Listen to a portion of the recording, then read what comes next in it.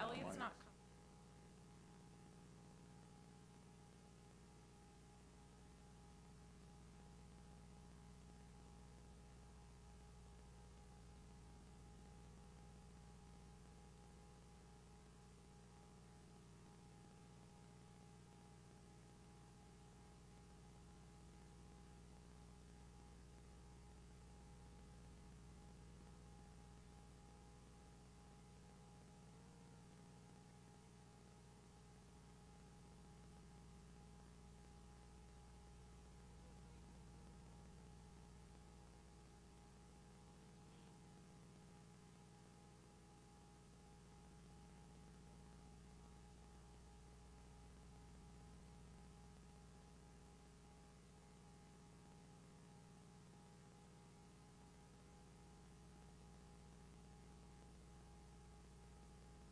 Backwards.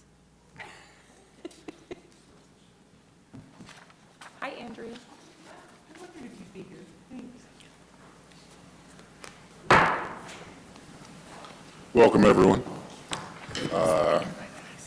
to the September 24th, 2025. I call this board meeting to order. If we could please stand for the saying of our Pledge of Allegiance.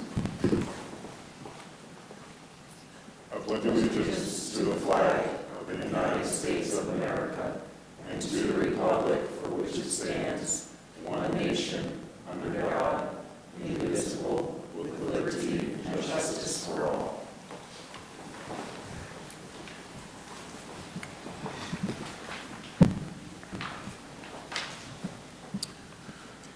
All right.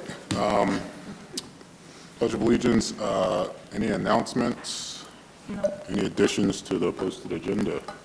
No. All right, seeing none. At this point, we'll open it up to public comments, or if there are any residents, taxpayers who have any issues to bring before the board, we ask that you bring that now, unless it's anything related to items in our agenda, then we just ask that you wait until that point to bring this forward. So any public comments? No. All right, seeing none. We'll go to item number 3, presentations, public hearings, introduction of new CADA Chief Executive Officer. So David, if you want to come on up, David and Todd Horsley, our new Executive Director of CADA.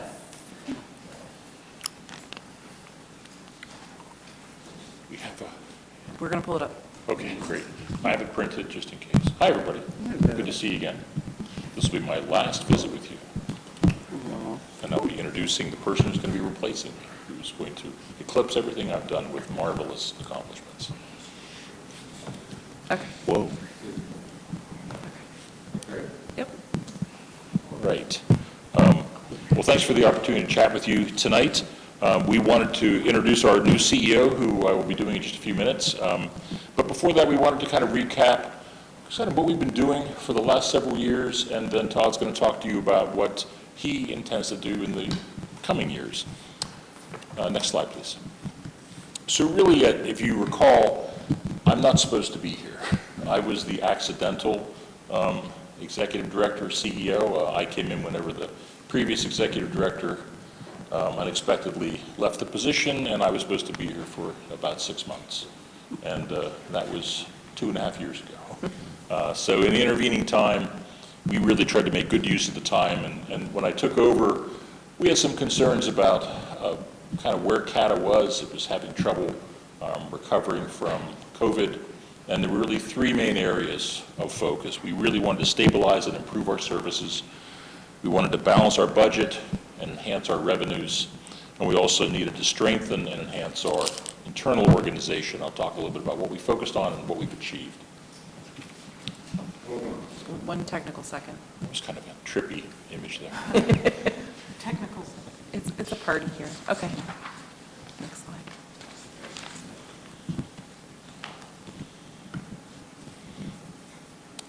So next slide, please.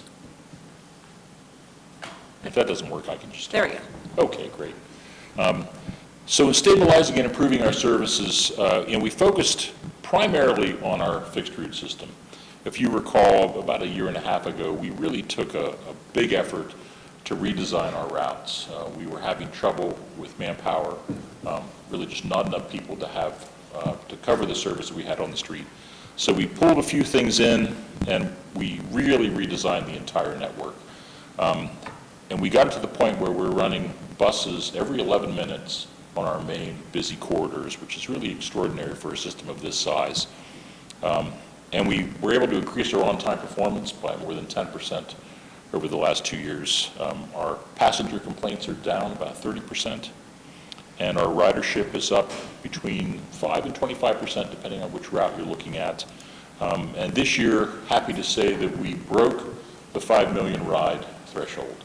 So we are back to pre-COVID levels of service. So delighted to report on that. We've also taken a good look at our bus stops. You probably noticed the new bus stop signs that went up about a year and a half ago throughout the system, but that was just the first stage of a project where we're looking at really all of our bus stops. We're going to be making improvements system-wide. That's going to be a multi-year project. We bought and installed new software for our Catago service, for our on-demand service, so upgraded that. And we've expanded our Catago network, and this year, into next year, we're planning to expand it so that if you live in the center region, you will either have access to the fixed route network or you'll have access to Catago. So every resident of the center region will have some kind of access to CATA for the first time since we were created. We really focused on putting the service where the passengers were and trying to make the service frequent and trying to make the trips as short as they could be, because that's what brings passengers in. Next slide. On the financial side, we had a few things to improve. First thing we did is one more back. There we go, thank you.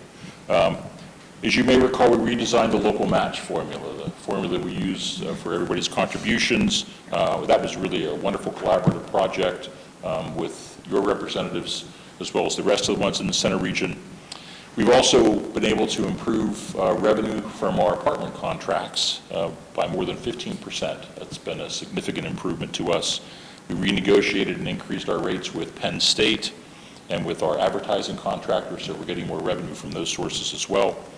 And we also had the difficult decision, as I'm sure you recall, of having to eliminate some contracted services in the Bellefonte area that we really were not financially sustainable.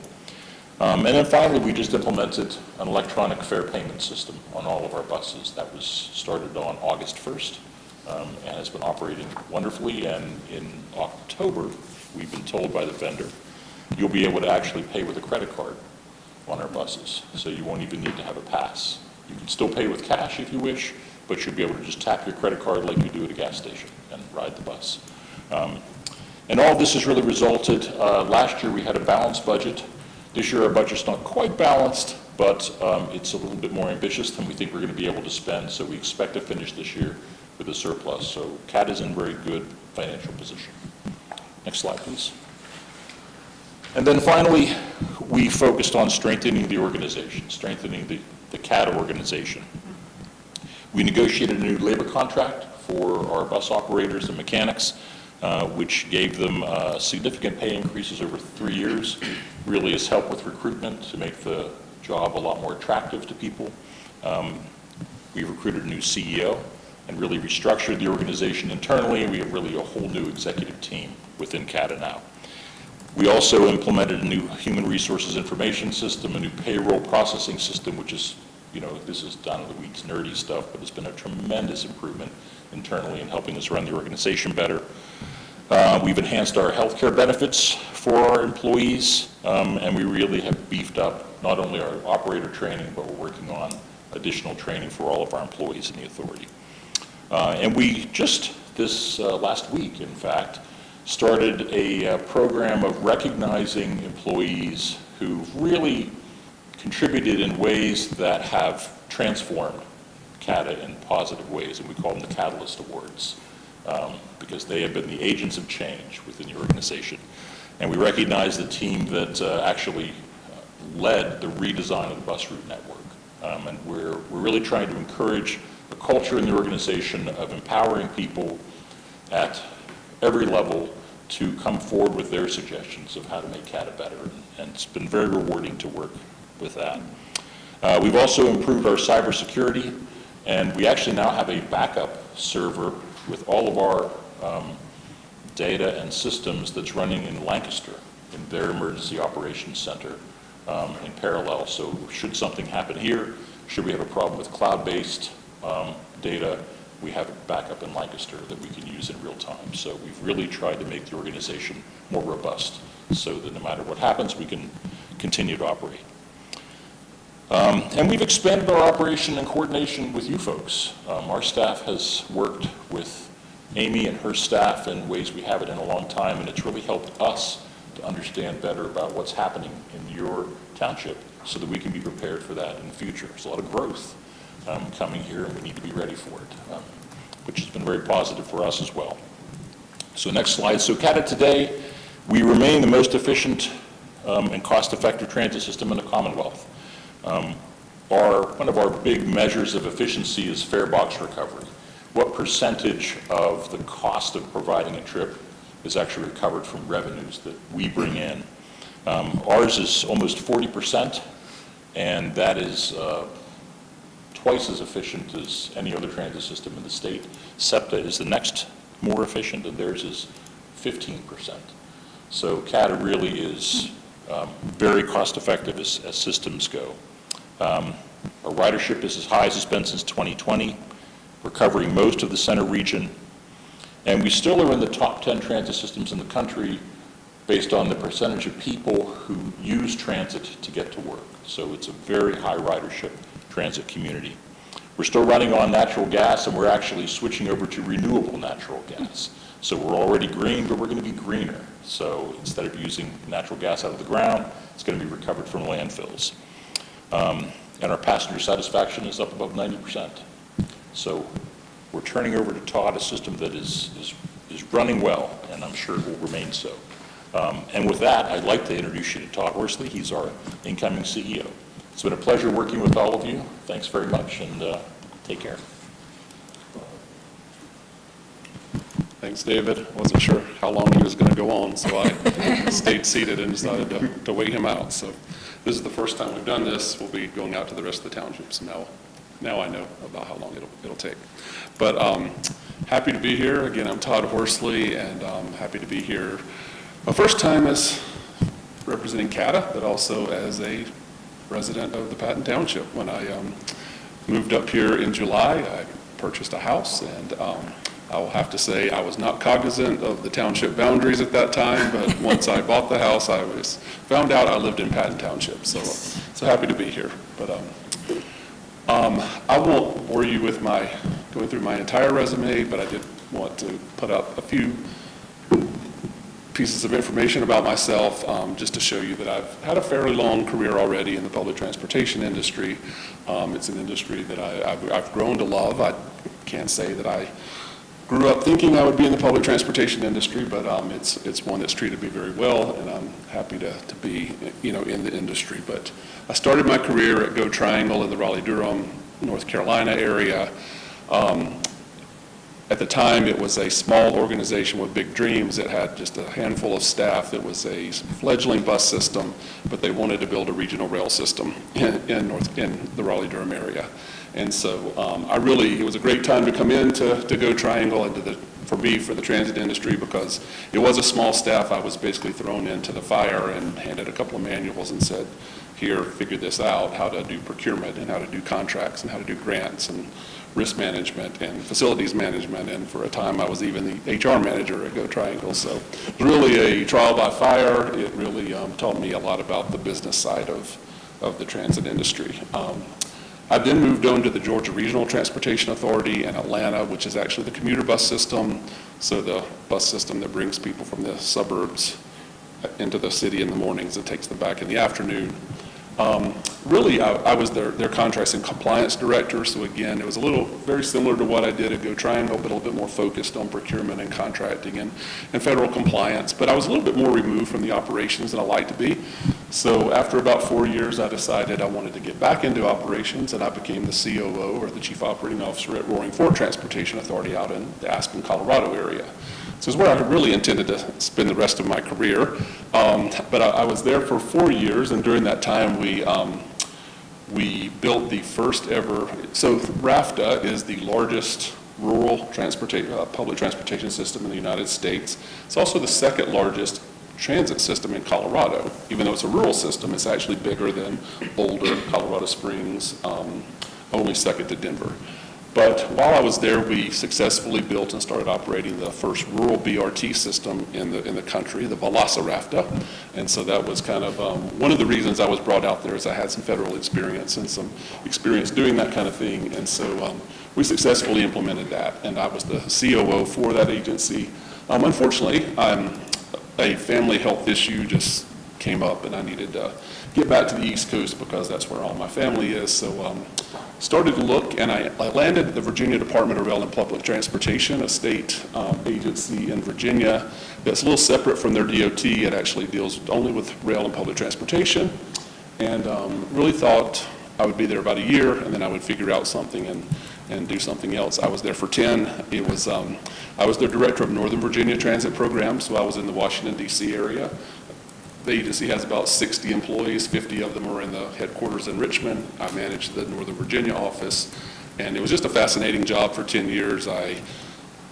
It's in one of the most transit-rich regions in the nation. I worked on state funding and compliance and policy and oversight issues in Northern Virginia. But after 10 years, I realized if I ever want to get back into operations again, the call came for me again. I needed to do it, and so I started looking for opportunities to come back into a transit operation environment. And luckily, I was able to be very selective because I really liked working at the RPT, and CATA fit all of my prerequisites and the things that I was looking for. And so the rest is history, I guess. So if you can hit the next slide. Just a couple more slides that I have, but David's gone over a lot of our accomplishments over the last few years, but I just wanted to talk a little bit about what probably immediate focus areas are. And these are actually projects and priorities that have kind of already been set in motion that we'll concentrate on for the rest of this fiscal year. We operate under a budget just like you do, so some of these things we just need to get executed in FY25 and 26.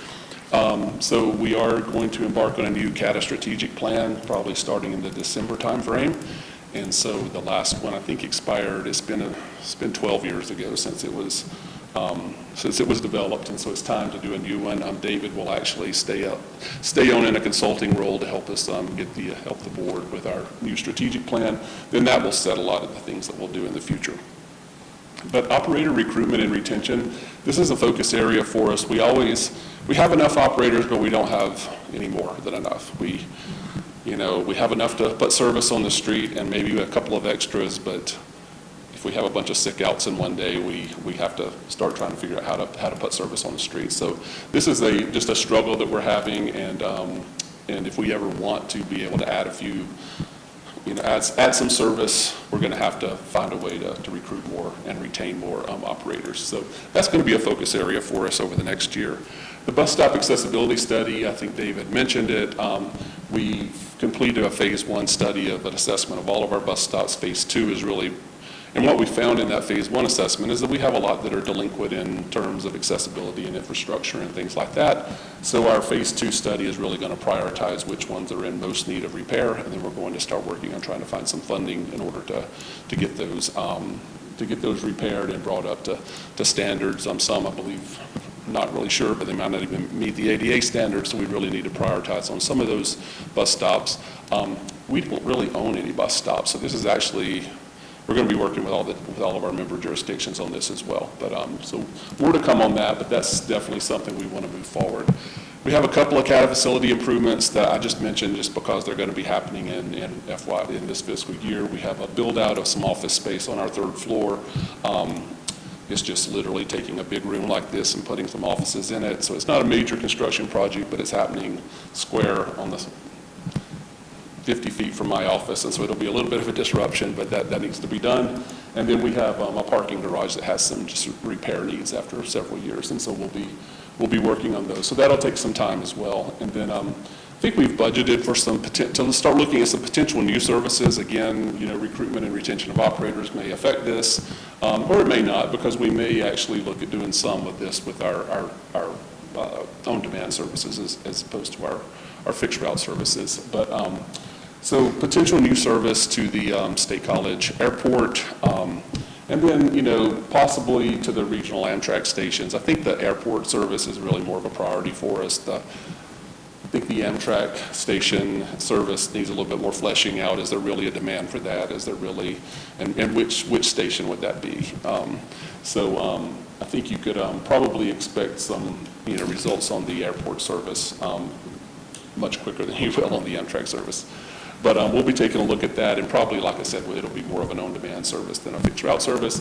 And then CATA Next is a interesting, kind of exciting, I guess, effort that our board has put together for, really has put some money into the budget for this year, and hopefully will be an ongoing initiative. And it's really meant to be getting a core group of CATA employees, really not on the manager, not on the director or CEO level, but really kind of looking down into our organization, have them come together, and it's to kind of explore kind of transformative, innovative ideas, take a look around the industry, see what's happening in other places that might, be something that we could bring to State College. But it's going to be really employee-driven and employee-focused, and with, minimal, involvement by me. I'll certainly be involved, but not driving it. It's really meant to be an employee-driven thing. And so that's something we'll get started hopefully in October, and hopefully have some of our first results from that probably in the early part of next year. So one more slide. So just a future focus as being the new CEO. I think people are wondering, what do you envision CATA to be, or what do you want to do? So there's 6 things that, if you just ask me what my vision for CATA is, and I want the organization to be, these are just kind of the 6 things that come to mind. These are not original ideas. I think any organization probably aspires to the same things, but they're very aspirational. I think if you did all 6 of these things, you'd be running a perfect organization, and we know a perfect organization doesn't exist. But these are the things that came to mind. Just briefly, safety first culture. Any transit CEO in the nation should say safety is their first priority, and I think most feel that way. I think it used to be more of a outwardly something that people would trumpet. It now seems to have just permeated into the background, but I think it's good to reemphasize it and bring it back to the forefront. But safety for not only our customers, but also our employees, and then the other people who don't even use CATA, the drivers on the road that are interacting with our buses, and just safety all around. It needs to permeate, it needs to be a core value that kind of permeates the entire organization. An excellent customer experience, just thinking more about making sure that we have responsive customer service. People enjoy riding CATA. Our buses are clean. We're hitting our own time performance goals to the extent possible. So that's kind of the things I'm thinking about in excellent customer service. CATA as an employer of choice in the Center region. I think everybody wants to be recognized as a great place to work. And before I go on, let me say I think CATA is actually doing very well in all 6 of these areas right here. But these are the things that, like I said, came to mind. But I think CATA is probably already recognized as a pretty good place to work, and I just want to make sure that we're continuing to be that we're focusing on our, not only on our customers, but also our employees. Hopefully, having a good retention record and making it just a happy place to work, and that we're not negatively contributing to their mental health. That they go home every day, and they don't have to think about CATA until the next day, unless you're me or one of our senior managers, then you have to kind of think about it all the time. But and then a trusted community partner. We have 5 member jurisdictions, a very large state university that sits over there. We need to be a great partner for you guys and all of those jurisdictions, and the university and other organizations. But I remember at one time I heard something that says, it was about projects, you should do projects with the community and not to the community, and I think that we could do transit with the community and not to the community. So that's kind of what I was thinking with trusted community partner. An organization that works. If you're a Gen X curmudgeon like me, you think things just don't work the way they used to. You know, they're just always, I mean, things just don't seem to work anymore. So I just want, you know, I don't want people to think of CATA in that way. I just want CATA to be an organization that works. This just could be very routine things. Our equipment works, our schedules work, we're responsive to customer, you know, in our customer service with complaints and compliments. We pay our bills on time. It's just things like that, that people don't, when they think of organizations or things that don't work, CATA is not on that list. And then finally, an innovative spirit. This kind of goes back to the CATA Go we were just talking about, but just be willing to try new things and to experiment and just to empower our employees to, you know, to be part of solutions. And so, again, those are just 6 things that I came up with. These will probably be refined as we get through our strategic planning process, which will hopefully be done in the spring before our new fiscal year. And so I may scale back my expectations based on that. But like I said, these are the things that kind of came to mind and that I would like to focus on. So again, it's great to be here. Happy to take any questions if you have them. I will try my best, but I am still fairly new at CATA, so if there's a detailed question, I may tag David in. So. Any questions, Mr. Board? Supervisor Whitman with the mic. Yeah, thank you very much. I'm excited. I grew up in the Arlington bus system. I think it was before you were working there now. Arlington, Alexandria. Right. I lived in Arlington, worked in Alexandria, so Yeah. took both art and dash. So in the spirit of innovative spirit, and you'll get to know me, I'm always wearing my climate action hat. So you talked about the Amtrak station service. I think that's great. And you used the phrase demand drives availability. I would like to suggest that you could have a little bit of that innovative spirit, say availability will drive demand. Right. We all know the reasons for traveling by train versus by air, with the impact on the climate. So I'm very excited about that. Thank you. Yeah, I'm not familiar, you know, at this point, I just don't know how many people actually go down to, you know, some of the closer stations. I think, trying to even remember where they are. Lewistown and Tyrone. Those are the two I'm trying to think, the closest stations. Altoona is actually a station. It has parking, it has amenities, you know. The other two seem to just be a platform that just sits there and you have to sit in your car and wait for the train. So I'm just trying to, I would like to explore, you know, is there a demand? And like I said, like you said, availability does drive demand, but, you know, it may make more sense to have an Altoona service as opposed to a Tyrone service or a, so. Thank you. But again, I think the, you know, we'll definitely emphasize the airport service because that's, you know, an area service. But I think the Amtrak is something I am interested in. I just think, just want to explore it a little more before we commit resources to it. Understood. Yeah, absolutely. Thank you so much. Welcome. Thank you. We will be back, so you will have more chances to question me. I will be back, I guess, in the spring during the budget cycle, so. Okay. Well, we'll let you off the hook, but definitely appreciate you coming in and introducing yourself. And, I mean, we are staunch CATA supporters and obviously the leadership. I think, can I get a word in? Oh, did you? Oh, I was looking around. It seemed like nobody wanted to say I anything. thought you were going to do Susan. Well, I was looking. I saw nothing. Then I saw Oh, nothing. no, I thought Susan? I got nothing. Okay. Supervisor Rob. Well, since I am the writer for CATA and your biggest cheerleader,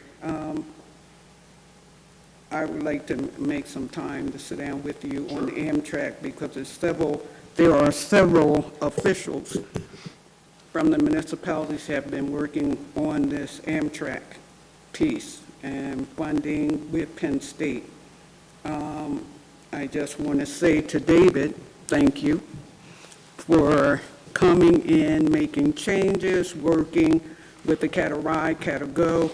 I've used them all from the beginning. And I just want to thank you for keeping that information out to our community as well.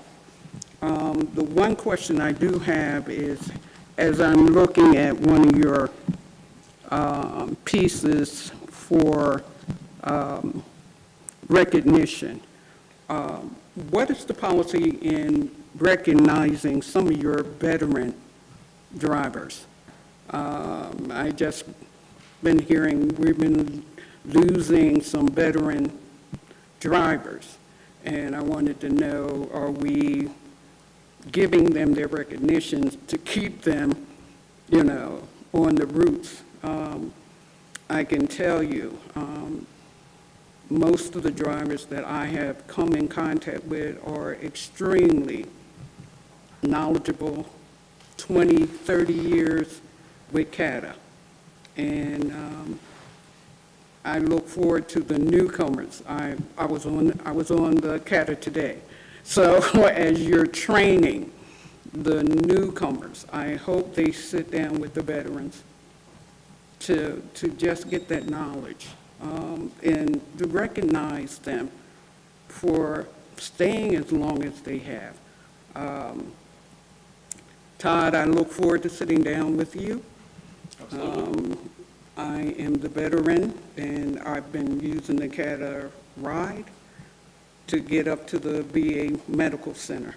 So, and I've been using your CATA Go. So I just want to say for those drivers, they have been extremely expertise in getting into that tight space at the Veteran Medical Center. And they really have to be Houdini. But I know they're doing some construction to widen the parking lot. But to your drivers, thank them all, because they have done an outstanding job, the males and the females. So, David, I know whatever your next journey is, I wish you all the best of luck. And again, thank you for being a part of CATA and bringing CATA to this point. And Todd, let me say, you got big shoes to fill. I know I do. And we will definitely pass along your thanks to the drivers. I think on the employee recognition thing, and I may look to David here, is it's actually been a discussion point that we've had recently, especially with our Catalyst Awards, which are really more on our administrative side. But it's come to our attention there was a recognition program probably that during COVID, for some reason, it just kind of fell away. And so we're looking at trying to reinstate that for longevity. And then with our drivers, I know we're thinking about ways we can do that with represented employees as opposed to our non-represented employees. But that's something that's definitely on our mind, because we don't want our awards only to be for our administrative staff. We want them to. And you have a ribbon cutting tomorrow as well, so we'll see you there. Yes, we have a ribbon cutting for our RNG effort tomorrow at 1 o'clock. Looks like it may rain. We're planning to have it out by the fueling station, but if in case of rain, we're just going to move it inside into one of our bus bays. That's great. Thank you. Thank you. Thanks. Thank you. Good, thanks. Good luck. Not good luck, just do good work. I trust you'll do that. Did you want to read Mark's? That's related to the public hearing, so we'll wait until we get okay. to that. Okay. All right, item number B, proposed ordinance 2025-649, the temporary use and special event regulations. So this is the ordinance that the board had set as a work objective, was to create some special event regulations. So what we did was we took our temporary use regulations, which are used to regulate temporary land uses, which are focusing on really retail sales and some other things, anything that requires a permit with a tent. And then we looked at revising them slightly and then adding in regulations for people that are having special events. So we did advertise this for public hearing tonight, so you can act on it if you're ready. All right. Do I need a motion to open public? You can just open the public hearing. All right, I'm opening a public hearing now. Any feedback, questions? I'll start with the board.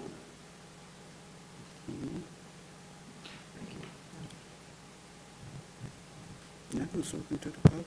No? Okay. We can take a motion to close the All right, public hearing. I'll take a motion to close. So move. Second? All right, it's closed. All right, I'll take a motion then to approve proposed ordinance 2025-649, amending the temporary use regulations and establishing special event regulations. So moved. I'll second. Questions, thoughts, feedback?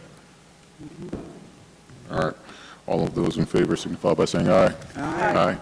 Any opposed? Any abstentions? Motion passes. Moving on to item C, proposed ordinance 2025-650, amending the CATA bus stop schedule. So I want to call a little bit of an audible on this one, because I was talking to David about this earlier this evening. So this ordinance would amend, we have a schedule that was created in the 1990s. David pointed out that this is just the improved stops, which are the ones that are pull-offs or that have a concrete pad. But he said, actually, we're having the most problems with the ones that are just signs. So we suggested that we add all the CATA bus stops in. There's a lot more CATA bus stops in the township. So if you're amenable to that, we can table this. I can re-advertise the ordinance and add in all the CATA bus stops. Okay. So it'd be the ones that are the signs too, not just. Sutan's looking at me like he's not okay with that. No, I'm fine. Okay. The board consensus, we're good with that? Sounds good. All right, so I will take care of re-advertising this for your meeting October 22nd to be acted on with all the bus stops. You're welcome. Well, sorry for all those who tuned in for this particular item.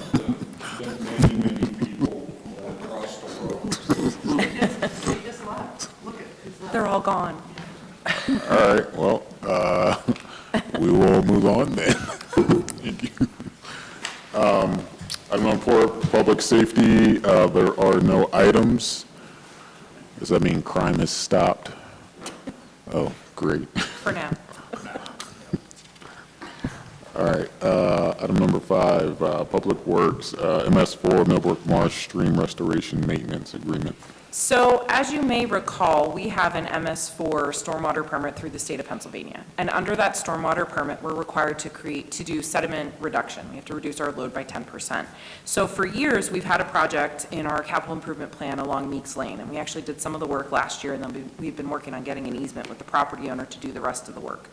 That project has kind of hit a bit of a snag at this point. It's slowed down quite a bit. So our consulting engineer, Michelle Merrill, was talking with the other neighboring municipalities in the MS4 program in the region. And the Millbrook Marsh, there's a stream restoration project that needs done. We all obviously buy into that project through the COG anyway. We are part owners of that project. So they're proposing that, and College, Harris, and Patton Township would buy the credits that we need to cover our MS4 permit through that project. It'll be about $1,600 to $2,000 a year.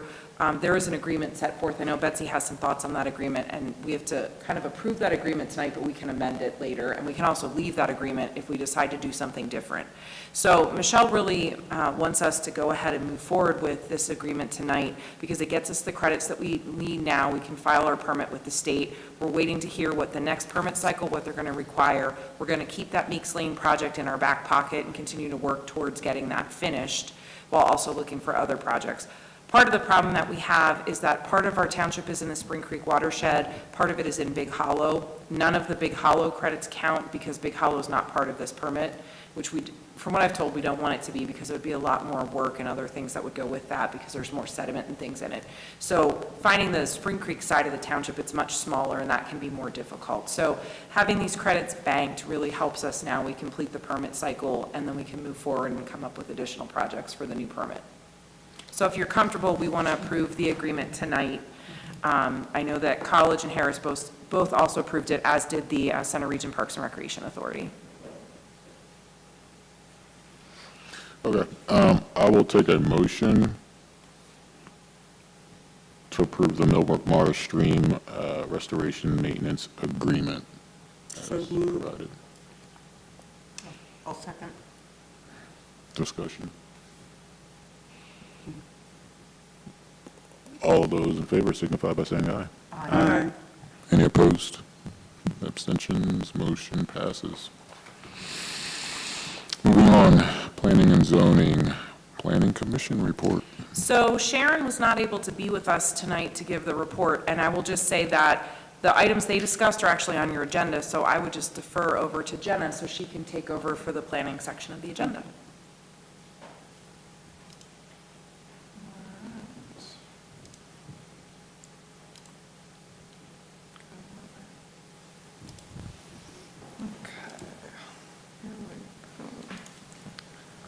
All right, so Patton Township Planning Commission, we met on the 8th and another day afterwards to actually take motions on those items. But the first one on your agenda right now is the Collegiate Station subdivision plan. So this is tax parcel 18021-010L. It's about 3.2 acres in your planned community district. So this is over in the Toff Trees development. And the plan essentially proposes the subdivision of an existing condominium association. That is, we'll get into that shortly here. There's no development being proposed with this plan.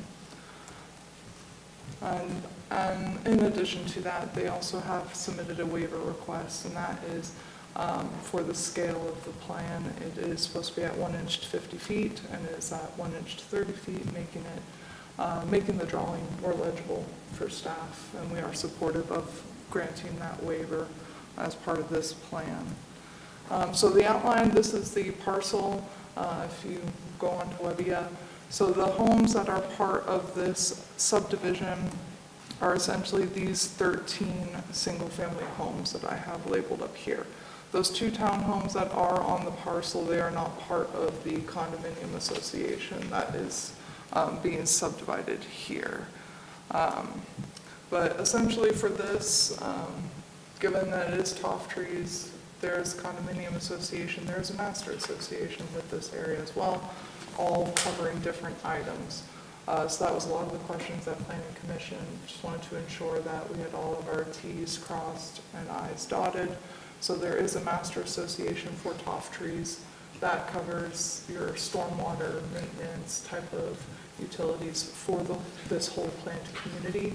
They will still be contributing to that overall association. And then for their individual condominium association, there are a few, I believe it was retaining walls on the properties in this association that they will be responsible for maintaining those.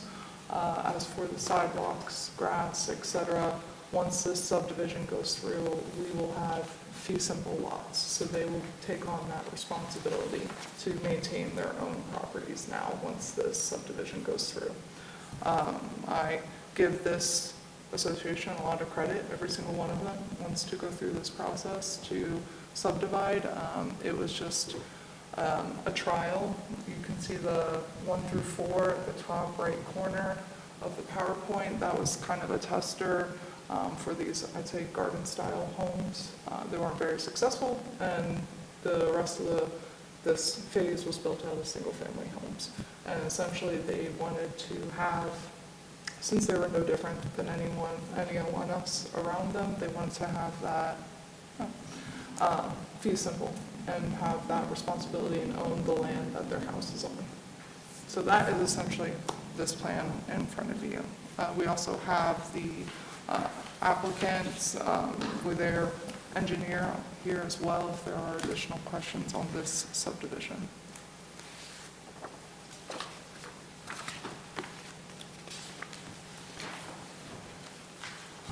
Supervisor Whitman. I'm curious about this. I've never encountered this. I'm wondering what the motivating factors are and, just pluses, minuses. Sure. Tony Fructal, I'm with Pantera Engineering. We're the civil engineer for the project. We developed the subdivision plan. And essentially, this was getting all these folks that live in single-family homes on single-family lots out from underneath a condominium association where they're responsible for each other's stuff when they all have single-family lots.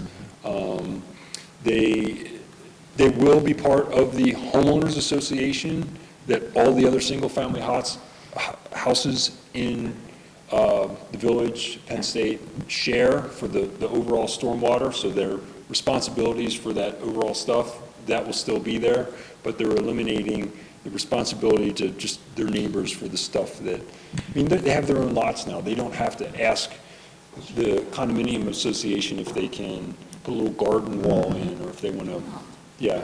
I mean, essentially, Did somebody in the community come to you, approach you to do that? yeah, all of the homeowners in the development, as Jenna said, they, all 13 of them talked and said, can we do this? And they called me and said, can we do this? And we met with the staff, and we'd started this almost a year and a half ago, just kind of trying to figure out what it looks like, what we can do. There's been back and forth between the attorneys as far as, because there are documents that have to happen as far as dissolving the condominium association, make sure everybody understands who owns what. The tax responsibilities get changed, and that all gets represented. I will say the plan has signature blocks for all 13 members, so everybody will be signing this, so we know that everybody's on board. Thank you. Well, I almost called my resident expert on what was going on, because I know I'm on the phone with a friend and colleague from other projects, so I thought that Andrea's, yeah. Thank you. Sure. So if this means I wanted to cut myself out of my townhome development, I can submit a plan proposal? Well, you would have to get, No, don't answer that question, Tony. Amy tells me I can't answer that. So I will not. Listen here, I think I'm in charge right now. So can you- No, I'm just joking. This all makes sense to me. Any other members? If we just said like no, that would be so unfortunate. If we just voted no. I don't think we'll do that. Anyway, I will entertain a motion. So moved. Second. Any further discussion? All in favor signify by saying aye. Aye. Any opposed? Abstentions? Motion passes. Thank you. Thank you. Thank you. Okay, Jenna has another item. All right. That included in your agenda tonight are the Center Regional Planning Agency trend reports. This is for the comprehensive plan update. So there is a ton of data. This is the first time you are seeing it, most of you. I do not expect anyone to have additional questions on this, but we wanted to give this to everyone in advance. We are looking at Q1 of '26 to have the future land use map exercise, which ideally all of this data and trends will come into play on how Patton Township wants to accommodate growth that we are projecting to see coming to the center region. So there is a process chart. Unfortunately, it's very small in my PowerPoint, but essentially it's outlining this process for the future land use map. So we started with surveying residents. We provided that data in January of this year. The regional trend reports, everyone is done except the sustainability one. That is going to be done this month, I believe. And then I've included one-pagers for your individual municipality as well. So you know what is going on in Patton Township specifically. So that is what I have up in front of you. This is just your raw data of what is going on in Patton Township. There are some probing questions on the left-hand side to think about as you review these trend reports and we move towards that future land use map exercise. Growth, et cetera, how is that going to be accommodated? Is Patton going to be accommodating that, et cetera? And every municipality is different, and I am expecting everyone's responses to be different on how everyone wants to accommodate for all of what we are seeing in these reports. So just to briefly go through them, we have land use report. So these are just changes over time with land use. What is being lost? Most of it is ag. What's being gained? Most of it is residential. So those shifts in development, we have data going back to 1980 and moving forward. So those changes over time within that report. The housing report is one of the longest ones. I divided it up into two sections, essentially. So the first one is your basic data trends, units being built over time, types of units being built, and then the second portion of that is all about affordability. And there is a lot of Center County data and Center Region data included in that second part, just to have a little bit of context and perspective of what specifically is going on in Center Region. Demographics, this is your basic demographics of the Center Region. It is divided out into race, age, etc. We've tried to look at this in different ways to paint a clear picture of what is going on in the Center Region. I would say one of my favorite graphs in this report is the second or third page, and essentially Center County, we are now at a point where more people are dying than individuals are being born. So it's a little alarming, but it also includes influx from international and domestic as well. So that is probably one of the most fascinating graphs that at least the planners were fascinated by. We have all of the open space preserved land and farmland. So this is ASA, PACE, the HAW tract, et cetera. So this includes everything. Any individual municipality, Half Moon has their open space preservation program as well. So this is just that data over time, parks, the percentage, acreage of parks, et cetera. And then transportation, inflow. Question? Sorry, I was like, we have 18 parks? Yeah.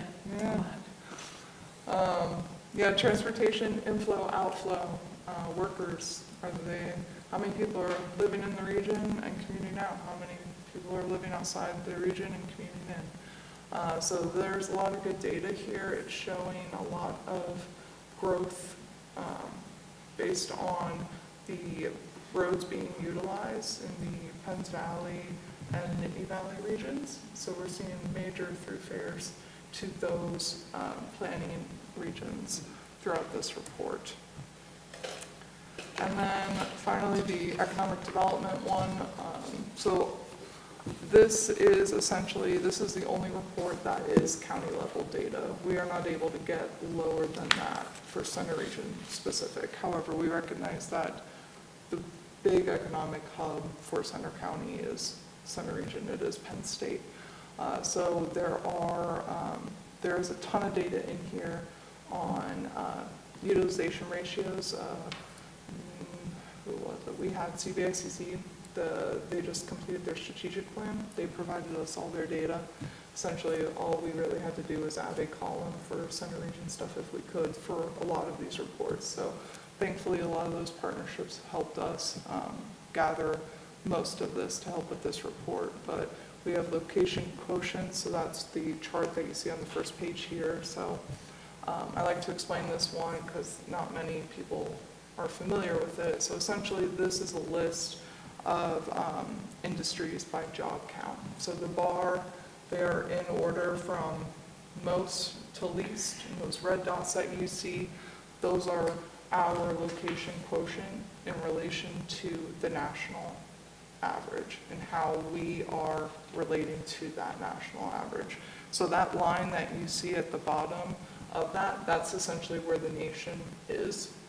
And if that red dot is above that line, that means that we have a higher percentage of this type of job here specifically, which is interesting to see that divided out within this. But we got vacancy rates on industrial, retail, commercial, student housing, multifamily housing development. That is from partnering with realtors. They were open and willing to give us that data as well. So I would say a lot of good partnerships coming out of all these reports because everybody understands what this comprehensive plan is and what it is going to do for our future. So everyone has been very helpful ensuring that we have good data going forward on this stuff. So that is what we have for you today. 18 parks? No, I'm just kidding. 18 That's what I took out of parks. that report. 18 parks. No, that's pretty dope. I'm excited to see, this materialize even further in the springtime when we're able to talk more. Any questions, thoughts, reactions from the board? All right. Thank you. All right, moving on. Administration, proposal for local planning services. So following our discussion at the last meeting, I reached out to Strategic Solutions, Inc. They're the firm that's going to be working with the COG on regional planning to get a proposal for them to do local planning for us for next year. If you remember, we had discussed that we would try this for a year and kind of reevaluate in August. So I got their proposal. One thing to note, it's going to be hourly for them. We're going to have them do plan reviews and ordinance development as needed. I want to start small and see how that relationship works, particularly since they're based in Pittsburgh and we'll be zooming in a lot for things. I did meet with their principal owner, John Trant, on Monday, and he suggested that if the board approves this tonight, he would like to come in and do a joint meeting with the board and the planning commission so everybody can get up to speed, meet their planners, and he can have an understanding of our expectations moving forward. One thing to note is that we are going to contract with CRPA to finish the Park Forest Middle School plan because Jenna is really driving the bus on that. There's a conditional use involved. It's a pretty complicated plan. And also the attainable housing ordinance because Jenna is sort of the expert, not sort of, she is the expert in the area on that and is working with us with Missy Schoonover from Center County Housing and Land Trust. So I talked with Ben and he said he's fine with continuing to contract just for her time, just for those two items through June 30th of next year. So those items will continue on a slightly different track. So it is hard when I was looking at the proposal and then looking at the number of hours that we spent this year just on land development reviews, and then also on ordinances. It was hard to kind of get a gauge of time and money, but right now we're paying the COG $52,212 for local planning. We've billed out $2,300 worth of Jenna's time because she's at about 40 hours on plan reviews. So if I put in the math of their planner, it's $160 an hour, it's about $10,000. So I think we'll pay less in the long run by doing it this way. I can't say for sure. I would think a good number for us all in for planning for next year is probably $55,000 for the local planning, just so that gives us a little bit of room depending on what we do. There are some bigger picture things Nicole and I have been talking about, the need to kind of sit down and comprehensively look at our zoning ordinance because it is older and look at rewriting it. But that would be something we would go and get a grant for and hire maybe this firm or a different firm because that would be a heavy lift and that would be a lot of money. So, like I said, we're going to start small. I'm excited. This firm has worked with Ferguson Township last year. They did their stamp report. They're working with the COG. They work with a lot of the municipalities out in the Southwest. I know the folks that work with them. I've met them through conferences and things, and I think they will do a good job for us. So we're asking you to go ahead and approve that proposal tonight so we can begin the process of getting them on board and ready to go in January.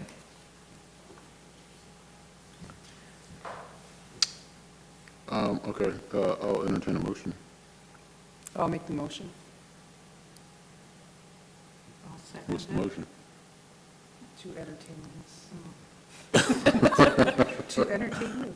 No, Approve a contract with Strategic Solutions. yeah, contract with Strategic Solutions. Got it. And Supervisor Whitman seconded. I'll second it. Any discussion? Sounds good. When we, so if we were to, we can't estimate the number of hours. It's dependent on the plans that come in. Yeah.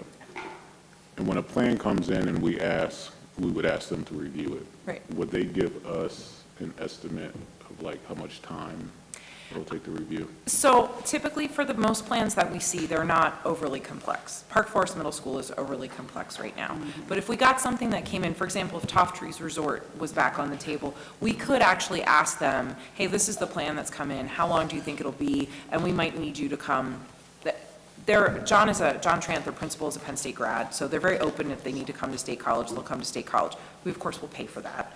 they can also zoom in. But we might say if we get Toff Trees Resort, or we get another conditional use plan in, hey, we really kind of need you to be at this meeting to help kind of steer this through and answer questions. And then maybe we would have them give us a proposal just for that certain plan.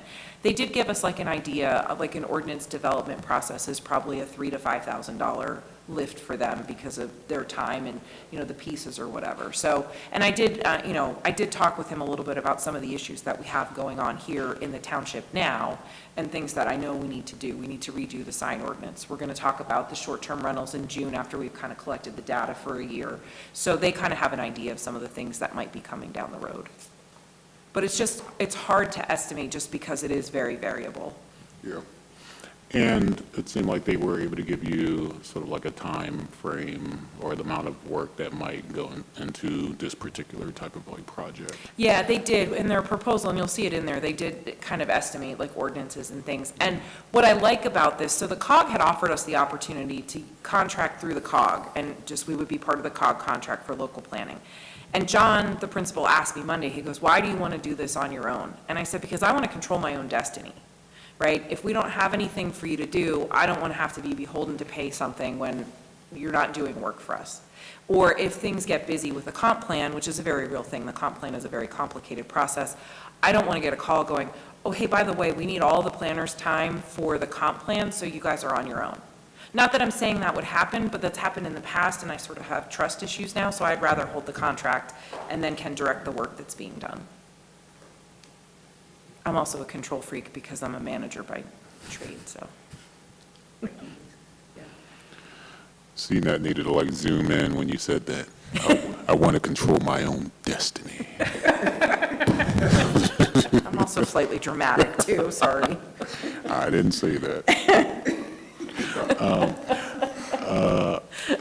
Love you, Amy. Okay. All right, that's cool. All right, no other questions, thoughts, feedback? All right, all of those in favor signify by saying aye. Aye. Any opposed? Abstentions? Motion passes. All right, consent agenda, motion to approve. So moved. Second. Oh, sorry. All right, I know I'm always the second. I forgot my job. Nothing needing moved? Okay. All right, all of those in favor signify by saying aye. Aye. Any opposed? Abstentions? Motion passes. Managers report. I did want to talk about one thing. I didn't give you a written report this time, but Saturday, we actually partnered with Penn State School of Public Policy, and we held a local government expo at Penn State.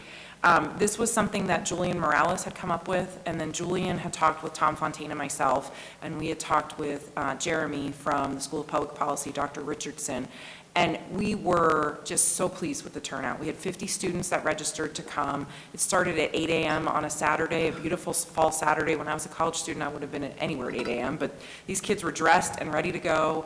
We did a local government career fair. We were all there. I have 3 students who've already reached out and want to career shadow me. I have a bunch of others that gave me resumes that are interested in doing an internship. Our intern Paige was there from the summer talking about her program with us. And then we did a policy simulation. So the policy simulation was a local issue. It was a wildfire mitigation. And we got to go around the room. Tom Fontaine and I were judges along with Margaret Gray, the former county administrator. And we got to go around the room and watch the students interact and talk with them. I got to meet the dean of the School of Liberal Arts. We spoke to them in the morning. I sort of talked to them about my non-traditional start into local government. And, Omari was there from Ferguson. We had just a powerhouse group of people, Commissioner Higgins, others. And the students really, one of the students emailed me and said, she loved hearing the passion that everyone has for local government. So we're very excited because it was great to get out and explain why local government is really where the rubber hits the road, and why we all do what we do. It's clearly not for the glory, but that we get to have an impact on a community where we live, and we get to leave it a little bit better than we found it. So we're really hopeful because we're already talking about what we're going to do next year.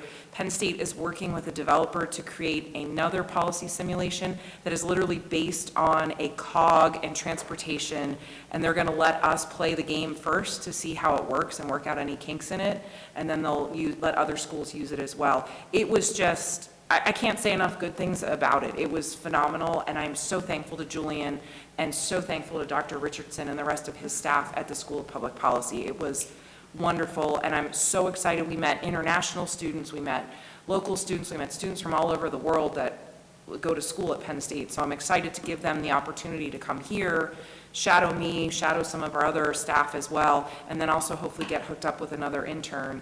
I'd like to have an intern every semester if I could, because I'm just so impressed with the level of student that they have at Penn State. So again, I can't say enough good things.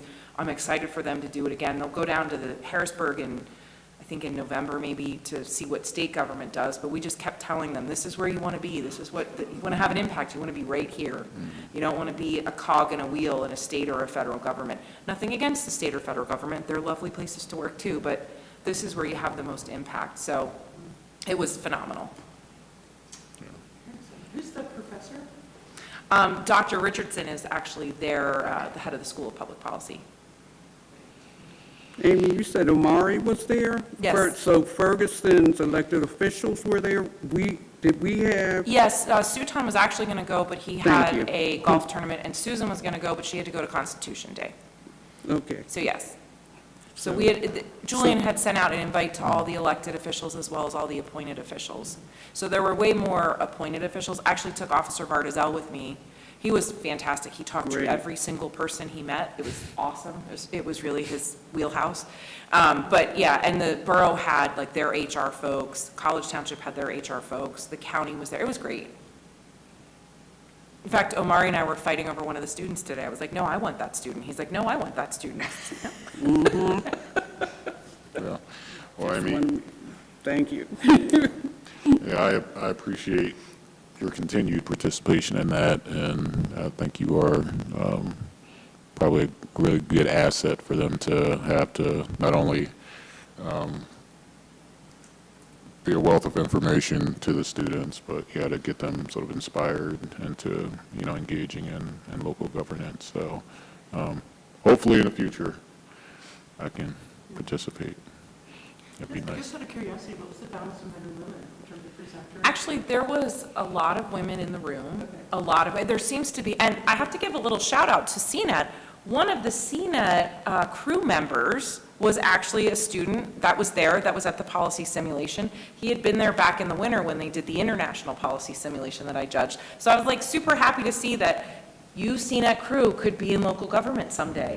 CNET. Oh, did they?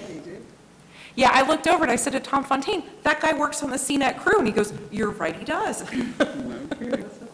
Yeah, it was a lot of women. There were a lot of international students that I got to meet, which was really awesome too. Just to kind of hear, one woman was from Bangladesh, and she was like, I want to go back, and she had like real plans that she wants to do in Bangladesh, and it was very interesting to discuss, kind of these people's aspirations with them. It was awesome. Great. Change is never effectuated.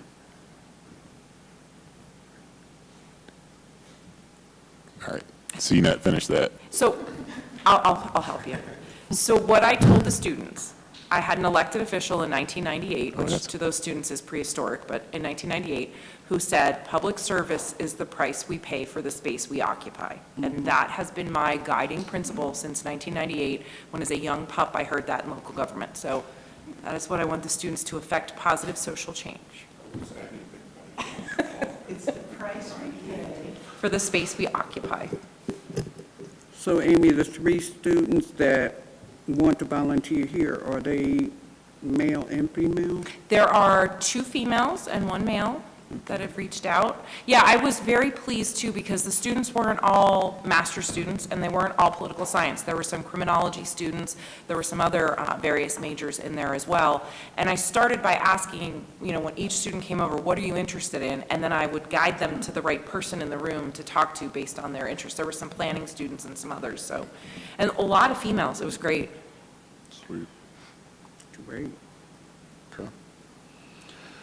All right. Well, if there's nothing else on that, moving on to committee reports. Anything members wish to add? So the Parks and Government meeting this morning, they had a question about our comments, and I didn't have our comments in front of me at the time. There was something that we objected to, and they said that they did not see it in the document.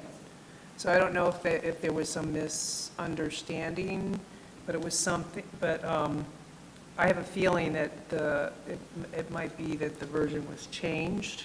Yeah, so the COG did change after they submitted the version for us to review. Then Christie went and changed things, which Right. we all reviewed the document that we were referred to us. So that might have been part of the issue. That's what I think, and there was some comments that they were concerned, not with just us, but that there was a general feeling that this was not being presented as a partnership, and it was more of us, we're telling you what to do, and, yeah. So that was just something they were concerned with, but I Yeah. think we just need to talk about it. I think everyone needs to sit in a room, and maybe it should be the practitioners and not necessarily the policymakers. Right. And have a conversation, because I think there are some hard feelings on all sides about the document, and the fact that it feels very much like they're trying to tell us, we won't take your park. You can go and develop that park, and then we're going to go, nope, sorry, and then what do you do then? Yeah, that has to be worked out. And there was some discussion about making procedures, which I thought was a little concerning, because I don't think they were leaving wiggle room for, every project is a little different. And you can't say, we're going to do X, then Y, then Z, when it's A, B, and C. So there has to be very careful wording on if we're going to make a workflow or whatever we're going to do. So that was my concern. Yeah. And I think a lot of it too, like we talked about the last time, that original policy started in the 1980s, 1988 perhaps, and it was really just, if you have 4 acres of land and you call us by a certain date, we'll take your parkland, and there was nothing else. And I totally understand and appreciate why they need better criteria. Yeah. And, you know, there are parks in the park system that are not 4 acres that they took in early on and let things slide. So I get it. It's just getting to that point where it doesn't feel like, because we have a parks plan here that we update, and Susan's in the process of updating it right now, where it doesn't feel like them going, well, this is our plan, you have to follow our plan, when maybe their plan doesn't work for us. We're all autonomous in this, so that's why I want to make sure it works for everybody. Yeah, so I think it's just evolving, I think is the case. Always advocate for getting us all in the room. Yeah. Any other committee? Don't forget, you have the general forum tomorrow night at 7 o'clock. It was moved because I think there's a holiday on Monday. Okay. Any other business? How did Whitehall Regent Road? Oh, excuse me, that was nice. Susan was there. Yeah, lots of kids running around and lots of people tabling. Saw hot dogs under my nose. I left before the hot dogs. I know, I wish I was there. I just couldn't take off work. So everything needs to work on my schedule. Well, they were going to do it later in the day today, and I said, well, Patton Township has a meeting, the borough has a meeting tonight, and Harris has a meeting. So they were like, oh, that's sort of a problem. And they didn't want to move it because they already had other things planned and people scheduled, so. There are lots of people there. Yes. It was very good. It was very impressive. I want to get on those. Missed the rain. It was sprinkling a little bit, But but, it really started at 5. Yeah. Would have been nasty. All right, well, I will entertain a motion to adjourn if there's nothing else. So moved. Meeting's adjourned.